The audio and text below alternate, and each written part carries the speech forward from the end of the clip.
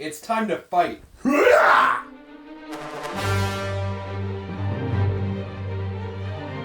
Having the correct visual aids for a D&D combat can make or break your player immersion. It can? It really can. But there are a lot of different things to consider when you're going for different terrains. And there are a lot of different options for different spaces, budgets, and play styles in general. That's true. So, it's important to know your options before you make an educated decision. Which is what we're here to do today. So, we're going to go through some options for all of you players. In the end, if you want to leave a comment below and say what your favorite is, maybe we missed one, just let us know what you'd like to use at your table. I will say that we, here at the Legendary Resistance, we use a mixture of pretty much all of these options. Oh yeah, they all have their benefits and they all have their drawbacks. So, without further ado, number 1 is no terrain at all, which kind of defeats the purpose of this video, but if that works for you, this is called Theory of Mind. And there are some pros and cons to Theory of Mind. The first pro of which being, it allows for a lot easier combat for the very small combats and for the really big combats. Oh yeah. If you're running a castle siege, it's almost impossible to have a decked out entire, take up your entire house kind of style battle mat. What you really want is maybe even like a picture where you can say this is the kingdom and is being attacked. And then it's theory of minding your way after the whole siege, like every different angle. It can be like theory of minding your way through an enormous encounter. But it also works when you want to keep things low budget. Yeah, honestly, this is the cheapest option. It's good for if you're doing it over a voice call, if you're on the road, if you're on a road trip, you can do Theory of Mind. Mm-hmm. Obviously, you're not going to bring terrain with you in the car. Theory of Mind is just, it's an option that you're going to use no matter which option you prefer. Oh yeah. So I know when I just started off, it was just a D20 and the Theory of Mind. Sometimes you can use, if you're at a dining room, you can use salt and pepper shakers as the evil queen and the holy black knight. I don't know. Hey, we have a ton of expensive terrain and we have a ton of expensive miniatures. And sometimes we just use the ranch packets from our dinner. Oh, yeah. So, it happens. Which, option number 2. Option number 2 is a bread and butter classic at the DM table, the battle mat. Oh, yeah. This is just a gridded, dry erase mat that you can draw on. You can draw your room, you can draw your terrain, you can draw whatever you want on the battle mat, and it can be anything for you. This does depend on your artistic ability, but almost anybody can draw 3 lines and be like, look, it's a hallway. Exactly. And you can use a battle mat for your own creations. You can recreate things in a module. And on top of that, if you want to get really fancy, like you have your standard battle mats, but there's also like a forest terrain battle mat. There's an ocean battle mat. There are battle mats that have the outline of a ship on it that you can just like put your players on the ship and imagine you're at sea. We have a few visual examples for you. I'll move this big dragon out of the way for y'all to see. Okay. Now, a big important thing that you have to know that Adam did not know when he started off was you need to erase your battle mats after you use them, because even if it's washable microphone or washable, what do you call them, markers? Even if it's washable markers, they don't come off if you don't erase. So be sure to erase. Yes. This is my very first battle mat. It has a very special place in my heart. It has been heavily used. But we've also got things like, we've got forest terrain. We've got ocean terrain. We've got boats. These can be easily found on Amazon. They can be found on all kinds of different websites if you want to go to their more local stuff. And typically they run pretty cheap. Yeah.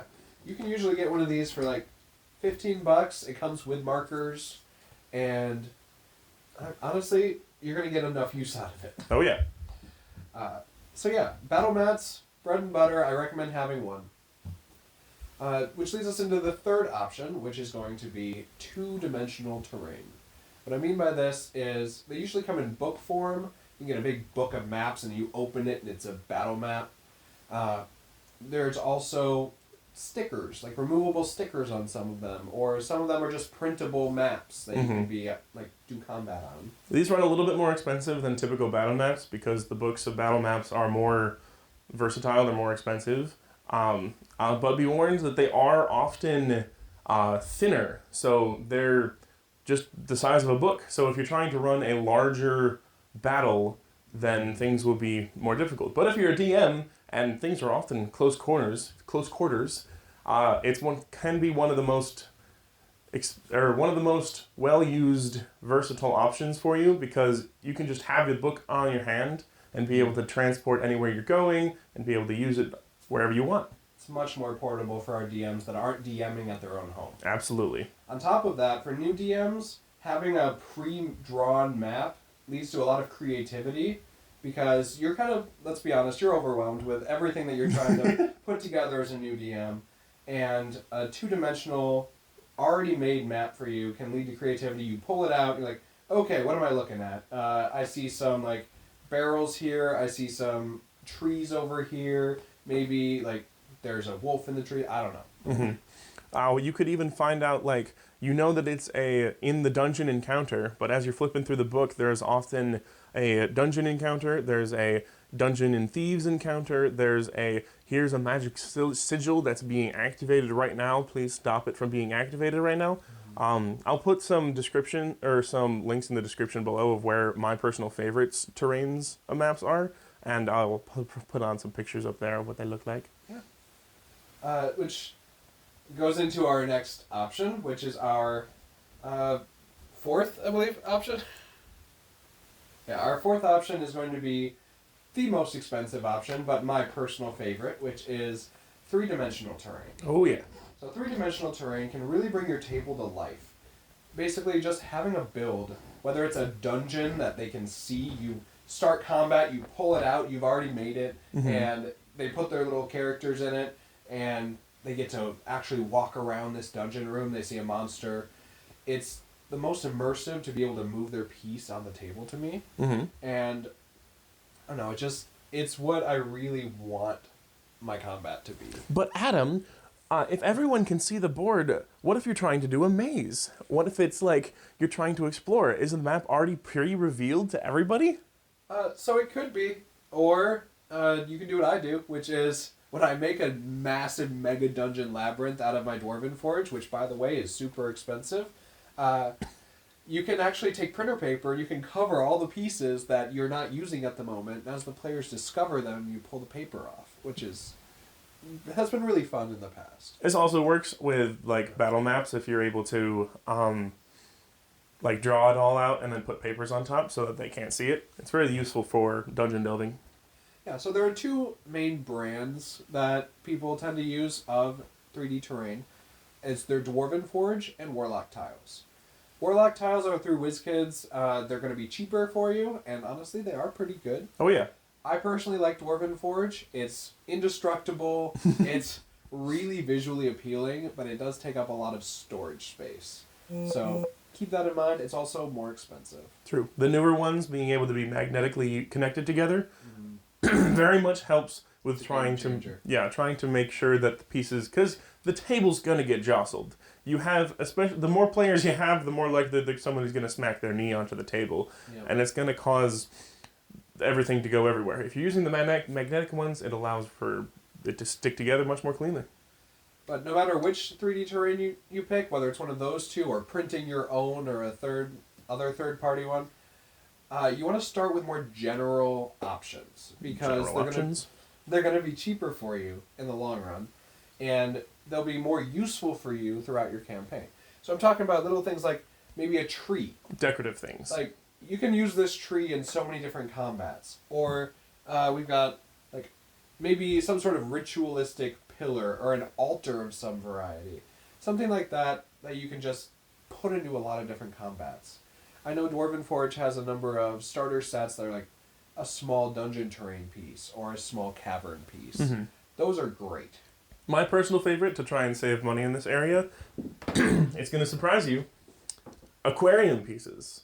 These are remarkably efficient at being able to, like, a sunken ship could just be a crashed ship. Or these You could buy a bunch of these for $10 and have your entire terrain covered in a lush forest to symbolize this is the difficult terrain that you are traveling through. Honestly, at this point in our society, I think that more fish tank supplies are purchased by D&D players than fish owners. That's true, probably accurate. So, yeah, those are great. So, fourth option, 3D terrain. It's very good for your table. If you can afford it, you can get some small pieces. They're really fun. You can even put them on your battle mats. So, which leads us into our fifth and final option, which is digital tabletops. This can be the most expensive or the cheapest, depending on how you do it. So, if you want to shell out the money and sync a TV into your table, you can have thousands of maps at your fingertips, just pulling it up, putting it right on the table. Oh yeah, you can get all kinds of digital maps, whether they be purchased on digital websites or even you contact your friend. They can even be, what is it called? Not homebrewed, commissioned. You can commission maps from specific people to have exactly what you want. Yeah. On top of that, you don't have to have it physically on the table.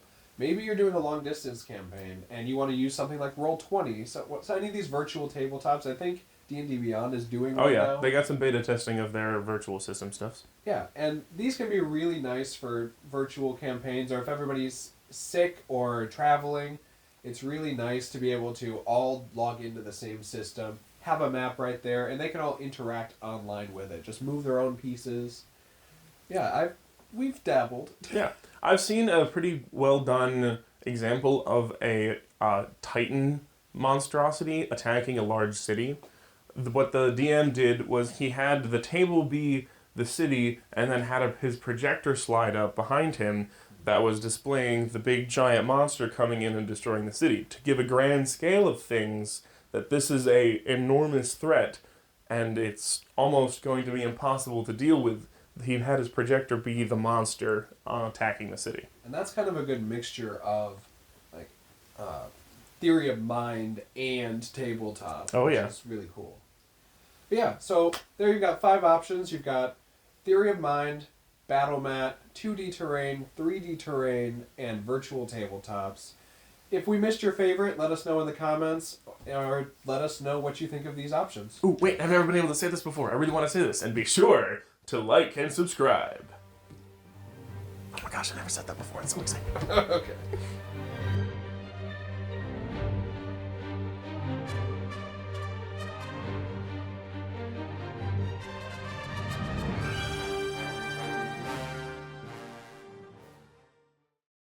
It's time to fight. Okay. That's pretty good. That was good enough. Yep. All right.